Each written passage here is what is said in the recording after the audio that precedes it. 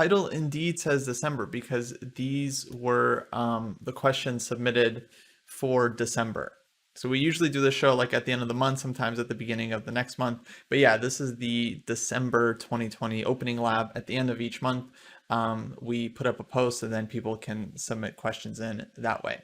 All right, so let's get into the first question from Always Double Check. By the way, are you in the chat? Always Double Check?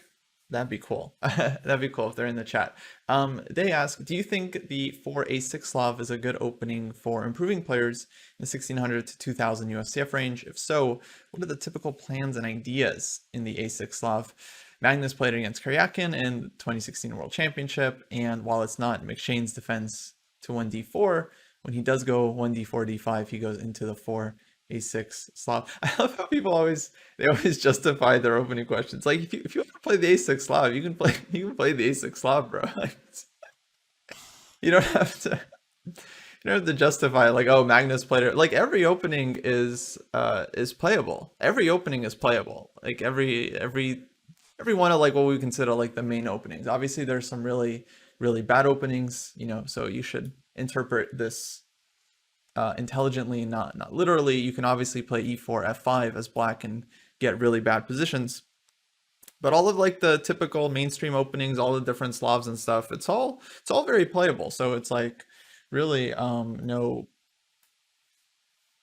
issue in terms of the opening you choose. The question is just like if it's the right opening for you. Like, do you enjoy playing it? I think this is one of the bigger points we're coming back to in the Dojo Ranks openings is you just got to find the opening that works for you and that you enjoy. So there's not going to be like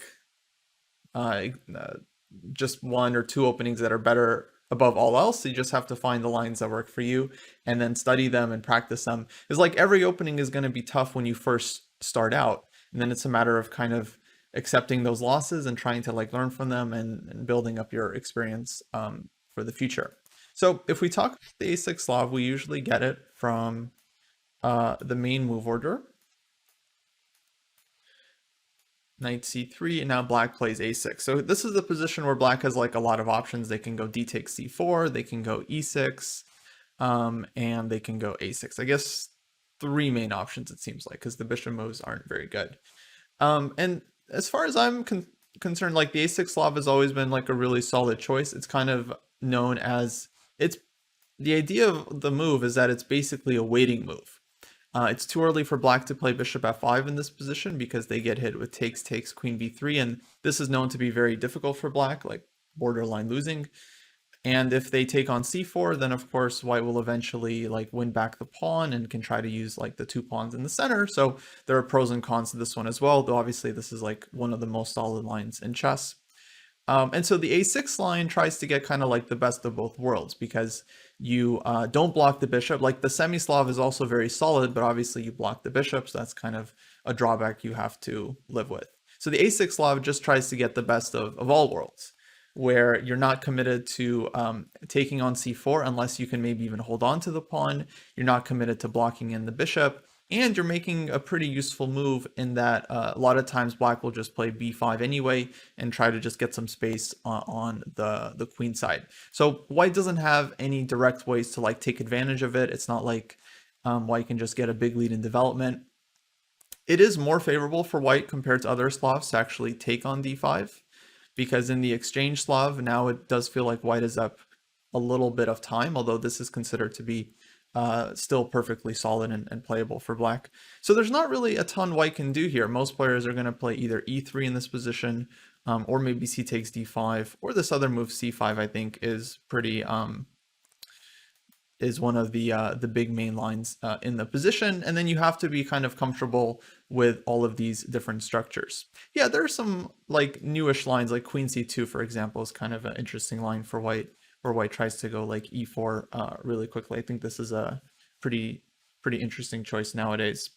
So yeah, c5 is definitely one of white's big options, but the thing is that we're not going to get the knight to b6 because black will just put a knight on d7 and just cover the square. And here I think is where black has to kind of choose. I think there's like a couple main lines you can play, like either bishop f5 here and get the bishop outside of the pawn chain, and then play like e6, h6, bishop e7, knight d7. Just super, super solid play, playing in the closed position, getting everything out, eventually playing for the e5 break. I would say once white commits to this kind of advanced structure with c5, this e5 idea basically becomes black's kind of main plan that you're always playing for.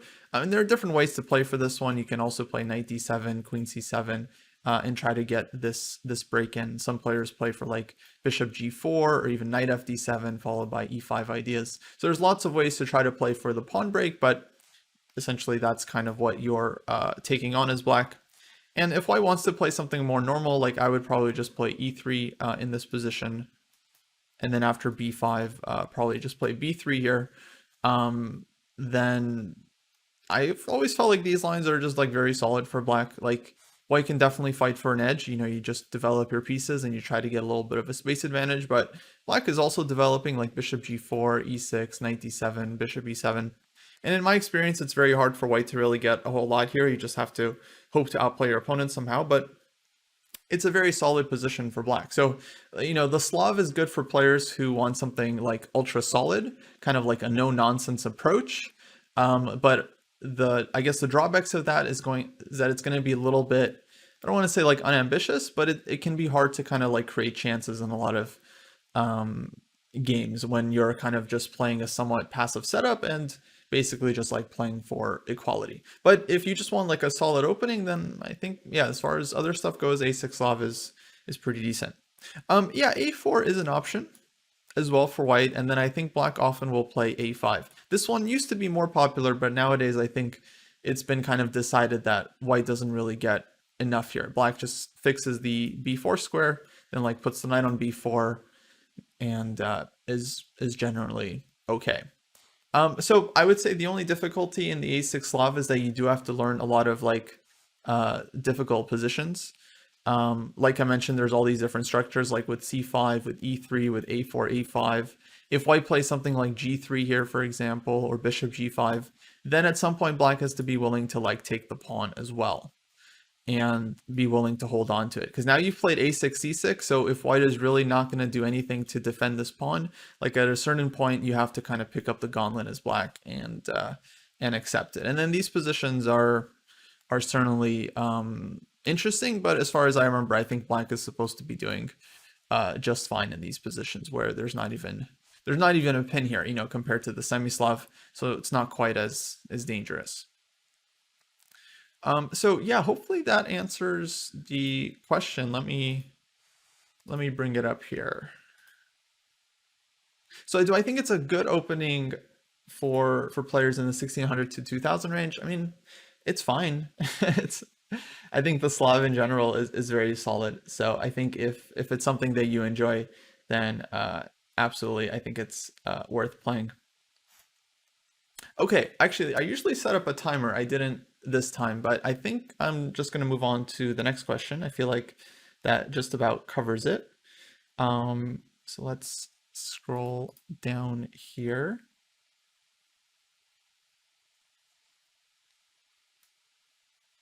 Okay, next question is from Ian. Ian Lamb, longtime supporter. Shout out to Ian. Ian asks, what's the best way for white to meet the Budapest Gambit ChessDojo's view? d4, knight f6, c4, e5. Yeah, of course. Budapest Gambit is a tricky one, but let's put it on the board.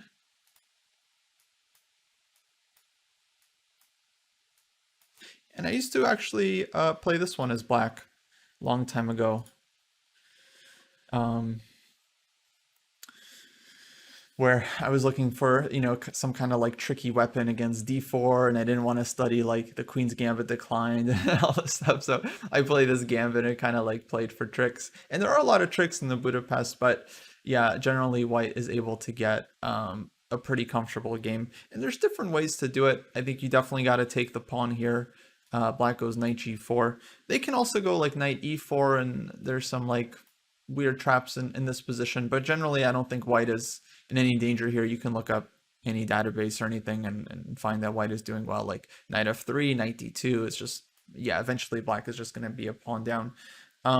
the one trick to watch out for is like if they go d6 here, you take, bishop takes, and then they're basically threatening knight takes f2 in this position.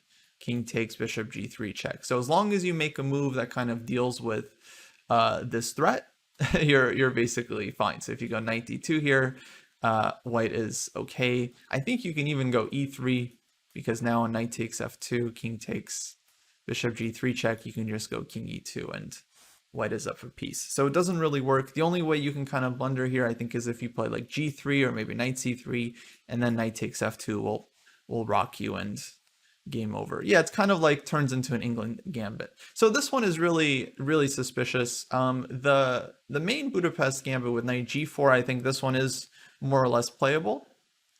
And there's different lines here. I think bishop f4 is considered the main line. If you check the database, this will probably be the top move.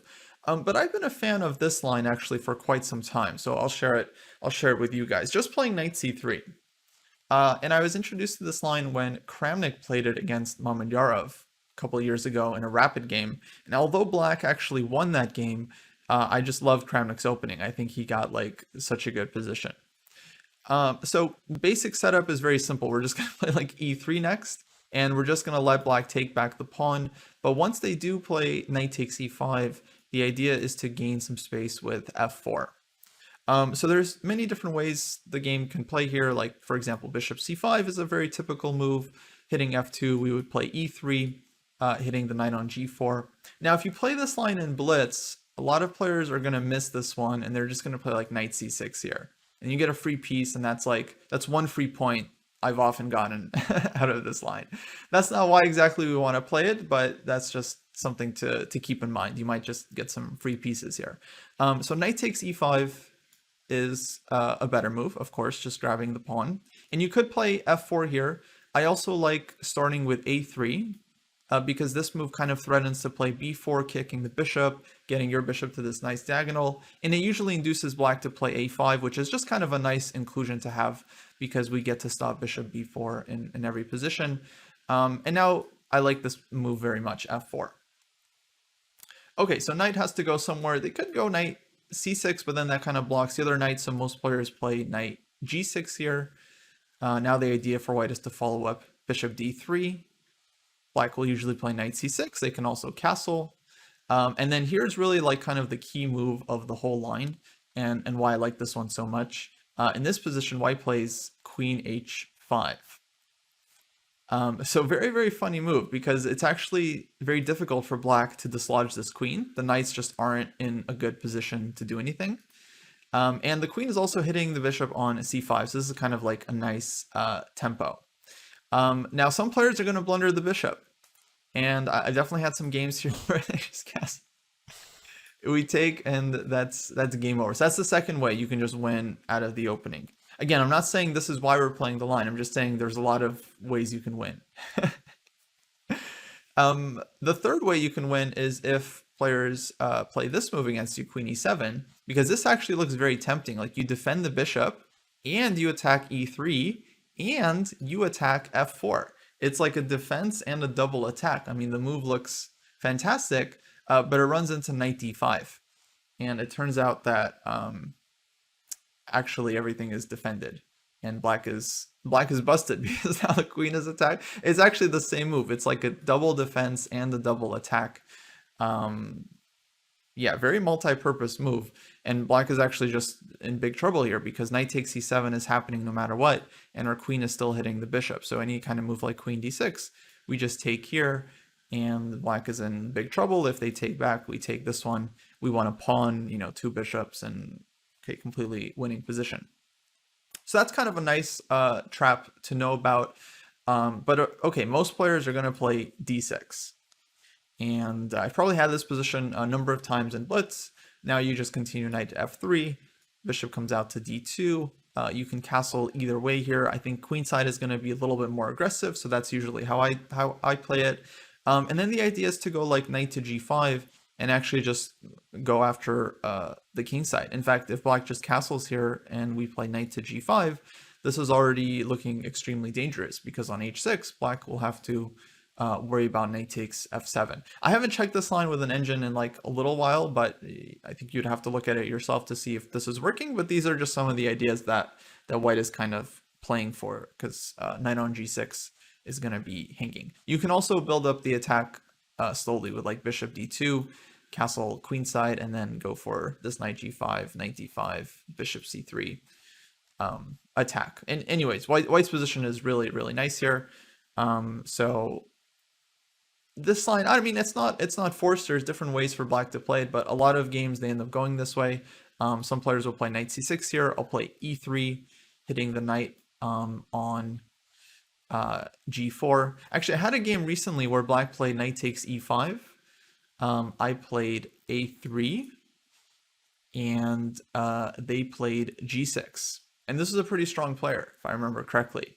And again, after f4, it was just a piece. So it's a very tricky line for black to deal with. There's a lot of ways to go wrong, and yeah, just some ideas to watch out for.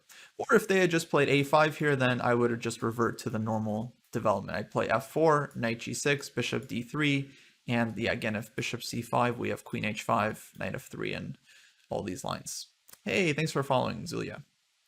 Black can also go for this endgame here with queen h4 check. This is definitely possible, but after takes, and g3, it's, I think, a pretty decent endgame for white. You just go knight f3, bishop d2, castle queenside, and so on. So let's see here.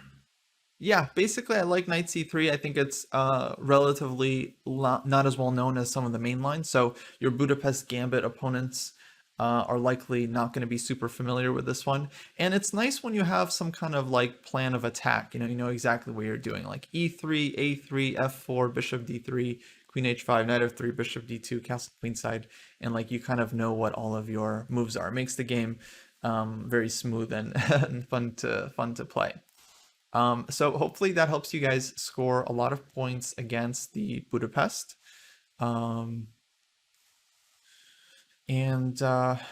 Yeah, let's see here. I feel like that was a pretty quick question, but that's all right. Let's go on to the next one. Budapest, not that tough, I think, to crack. There's just a lot of good lines. I'd also strongly recommend you guys check out that Kramnik-Mamedyarov game. I'm sure if you Google Kramnik-Mamedyarov Budapest Gambit, it'll come up, and play through and analyze that one. I think that'll be pretty interesting. Okay, let's go to the third question. Just 3 questions this time around. This last one is from Laurent, who always asks good questions. And yeah, really good question this time around. I actually had to do a little bit of analysis for this one because it was a pretty tough ask. But Laurent says, hello, Kostya. I like to play the modern from time to time, but in online long games, people can prepare. And recently, I've been scared by the line e4, g6. And yeah, let me just put this one on the board. D4, bishop g7. I guess we're looking at it from black's point of view, so let me flip it here. Knight c3, d6, f4, a6, knight f3, b5, bishop d3, knight d7, e5, oops, c5, bishop e4. Okay, and do you think I have reasons to be afraid and should avoid this line if my opponents, let's assume 1800 over the board strength, can prepare? Or do you think it's still okay and there are ways to hold my ground or even surprise them back? Yeah, so really good question, because I think this is a thing that a lot of players can probably relate to. I certainly do. When you're trying to make like kind of a tricky opening work, something that's like, is like, yeah, objectively very risky. And you look at it like with the database and you look at it with the engine and you're just like, you just feel like a sitting duck. Like, if someone looked at all this analysis and looked at all these games, they would be able to just prepare for me and kill me out of the opening. So this is a really tough one, especially for folks that play a lot of these kind of like dodgy openings like the modern. I wouldn't quite put the King's Indian in this category, but it's kind of similar. A lot of times in the King's Indian, you feel worried that, they're just going to kill you next time. But I would say the modern is a little bit more sketchy, and some variations of the Sicilian are like nowadays like borderline refuted, but you can kind of still play them if the opponent isn't prepared. But the thing is, yeah, once you have some games in the database and people know what you play, then people can just prepare for you super deep, and you feel like you might just get crushed, right? So this is a really tough one, and there's two sides to this. So the first side is that, okay, if you just play the same thing over and over again, yeah, a dedicated opponent will look it up with an engine and a database and prepare pretty deeply, and they're likely to get a big advantage out of the opening against you. That doesn't mean the game is over, as we'll get to, but they are likely to get a pretty significant edge. And that's a problem. We don't just want to like walk into a position that we know is going to be like, I was looking at this a little bit, and it was hard to find a position that wasn't like +1 for white. So it's a tough line for black. I can understand why Laurent is concerned about this one. On the other hand, chess is a really tough game, and openings are very resilient. So even if the engine is giving white a big advantage, it doesn't mean over the board that it's going to be so easy to prove. And that's why you see players at a much higher level than this question is even asking for. I saw like Jeffrey Zhang playing this position multiple times, and other like super strong GMs. A lot of players will play this in faster time controls mainly. So that's kind of telling, right? They're willing to play it in blitz and bullet and maybe even rapid, but most GMs are not going to be playing this in classical, because they understand in classical they're putting a really big target on themselves by playing a line that can be attacked so viciously by the engine. And if you do this one regularly, then of course your opponents will catch you, especially at the elite levels. I mean, a guy like Caruana, who has like a team of players behind him, or any of like the 2700 GMs who are like really well prepared. Even if you play something like slightly suspicious, they'll find some trick or some line that's difficult for you, and they'll make things very, very tough for you. And it's not about like finding the refutation. It's not like these lines are just outright refuted. What the real danger is that you get to a position where you're unfamiliar with what you're supposed to do, and your opponent has already analyzed it with an engine, and they know what all the tricks are and all the traps are, and they know what to do against like your top 3 candidate moves, and then they can steer you into a position where it's very easy for you to make a mistake. So the engine might still be able to hold it, but for a human, you don't want to walk into a position where you're just kind of like walking on eggshells, right? You're just like any small misstep, any wrong move, and you can just like lose the game right off the bat. So it's really not about even finding positions that the engine thinks is okay or the engine thinks is good for you, but more about finding positions that you can be confident you'll be able to play accurately over the board and not going to make a bunch of mistakes. Oh, we got always double check in the chat. Okay, great. Happy to hear your question was answered. So that's the two sides to this, is that number one, it's not going to be easy for someone to, or number one, it is a very risky approach to play the same risky line over and over again. But number two, it's also hard to kill an opening. So even if someone gets an advantage against you, it doesn't mean that they're just going to be able to outplay you. And you might be able to find some tricky positions where, the computer is happy, but for a human, it's not going to be that easy to handle. And that's what I think most modern players are kind of looking for. They're not looking for dead equality, right? The modern is not the opening to play if you want to equalize by the engine standards. They're looking for is just like very sharp positions where the opponent has to make some kind of difficult decision, and they can pose some problems and try to find some dynamic ideas. So that's why I always recommend studying players when you're looking at these kinds of like really risky openings, because you're not going to really figure it out with an engine. An engine's going to have because an engine just thinks white is better in every line, and it's going to be difficult to figure out what to play. But a human, looking at a human's games, will kind of show you some ideas that you can try to incorporate, because there's some GMs playing this line.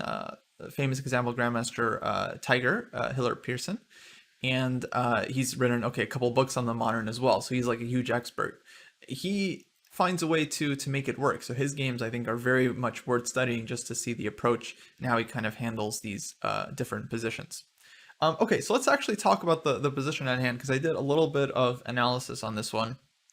And I agree, actually. I mean, it was tough to find something here for black. So, okay, main move is rook to b8. Now there's a couple different ways for white to play. I'm not sure which line Laurent is the most concerned about. But to me, castles look like the most dangerous move here. White can also play bishop e3, just kind of developing the center a bit. And okay, I found maybe one idea you can use. You can push b4 here, knight a4, and then bring the knight to h6. To me, this looked like the move that black should kind of rely on, where you're looking for like knight g4 ideas to harass the bishop. You're also looking to take on d4 at some point. And it's a super sharp position. I mean, you have to, I think, analyze this one very, very carefully. But to me, it looked like black was getting some really interesting counterplay, especially like your bishop is opened up on the whole diagonal. All your pawns are kind of supporting the bishop. And yeah, it's not obvious that white is doing that well here. So from what I saw, it felt like maybe castles is the more critical line. And then there's this one long main line I'll quickly show you guys. So this seems to be the main line of the position. C takes d4, knight takes d4, d takes e5, knight c6, black goes queen b6 check, king to h1, and knight gf6. Apparently there's nothing better for black here than to just sacrifice the exchange and play for this position. fe5, knight takes e4, knight takes e4. Okay, and there was even a Nakamura game that reached this position, amazingly enough, against a strong French GM. And Naka played queen takes e5 in this position. And they ended up drawing. I think the game went back and forth. White played queen to e1, bishop b7, and knight g5, h6. It was just some super messy position. Black is down the exchange, but has a lot of compensation. And yeah, both chances had their side. Both sides had their chances. Okay, then I looked at this game with the engine, and like Stockfish points out, rook e1 here, and it's like +2 for white or something. And so this is what scares a player, right? Because like it's such an interesting thing. You know, Naka is one of the strongest players in the world. He's a very good modern defense player. That was an opening he played for, or he's been playing for many years, especially online. He just goes into these positions. He knows people can prepare for them, and he still doesn't. Like queen e5, I don't know, like if he knows the move rook e1 is like winning for white, or maybe back then, you know, engine is saying something different. But the point is, like, even at the very highest level, you can kind of make it work. And so I feel like, I don't know, I wouldn't be too worried about prep, because it's so easy to mess it up for white, and it's like these positions are so complicated that your opponent is going to have to know like so much theory to actually get to a point where they're like refuting your opening, that like it's definitely something, in my opinion, you can just still play and keep playing and just find little ways of switching it up. So this position might be playable. I don't know. I think maybe knight takes e5 here is better objectively. If you look at it with the engine, it doesn't love it for black, but it's also not that easy for white to win the game, because you have this like really strong light squared bishop, and in practice it seemed like black is actually doing okay. But all right, let's say you're not like a fan of that one, especially because it's such a long line and you feel like your opponent can prepare it deeply. There were some options along the way as well. The main one that I thought is probably worth playing is this move. Again, in this position, instead of going for c takes d4 and d takes e5, but in this position actually just playing knight h6, kind of like in the other line, and just getting this knight out. And when I looked at games in this position, which is where I usually start, I noticed that Grandmaster Tiger actually had this position over the board, and he chose knight h6 a couple of years ago, back in 2017. So I would encourage Laurent, you to try to find that game and look it up. He played knight h6, white played e takes d6, black castled, and clearly the point of this is just to create a total mess on the board. But if white starts accepting pawns, then white's position is going to kind of be filled with weaknesses here, and especially this f4 pawn is super weak, dc5, knight c5. When the position opens up, I mean, black's pieces really just do fantastic here. So instead, white played f5, which I think is like the computer recommendation. Black played knight f6. F takes g6 was played, queen takes d6, and somewhere here white lost her chance for an advantage, and the game just got super hectic, and basically black was already fine and just having like a very, very fighting game. So my feeling is like what usually happens in these openings is like, even if someone is well prepared, you know, you play one move they didn't look at, you play one move they didn't expect, they're already out of book. They're not going to continue playing like the engine. They're going to make mistakes. And that's what makes these tricky openings so playable, obviously, especially at faster time controls, is that it's just difficult to nail them down. You know, you have to play like an engine to crush them. So as far as I'm concerned, I think this stuff will almost always be playable. And it's up to you to just find different ways of kind of, you know, don't play the same exact 15 moves every single time, but find little ways to switch it up on move 9, move 11. That would be kind of my advice. So this is one way to do it. You can play knight h6 here instead of going for this kind of main line with c takes d4. I should also note that when I looked at the database, a lot of the top players in this position, even though they started with kind of this modern move order against the f4 line, they end up playing knight f6 here and kind of transposing to the Austrian attack in the perk, which is kind of interesting because if they wanted to play a perk, they could have just done this right off the bat. So that might be something to consider. Even like the world's strongest players, like the 26 and 2700s that are playing the modern, once they reach this position, a lot of them seem to be transposing back into perk, which might be a signal that they don't fully trust the lines here for black after a6.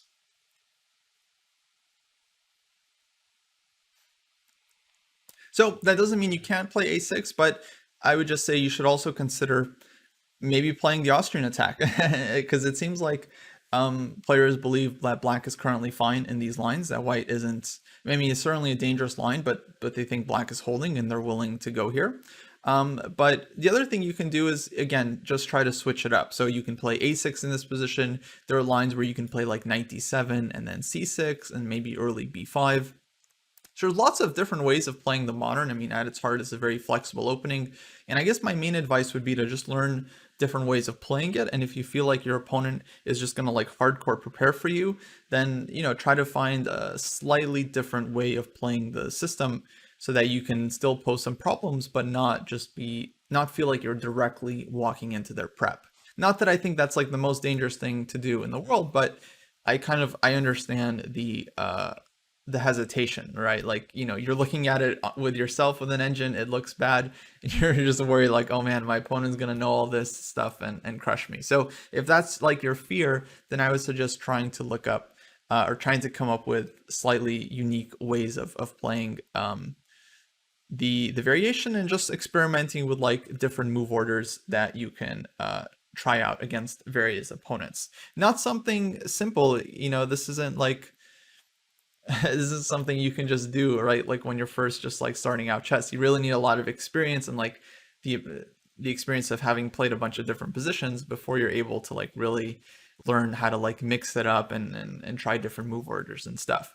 I feel like too many players, when they're kind of like starting out, they really experiment too much in the opening, and they end up just like trying to like reinvent the wheel. Like this is like a known position, there are known ways of playing here, and they're trying to kind of like, you know, start out from like first principles and like reinvent the rules of chess and come up with like their own ideas, and that ends up just like losing them a lot of time. So the modern is definitely not for everyone, but if you can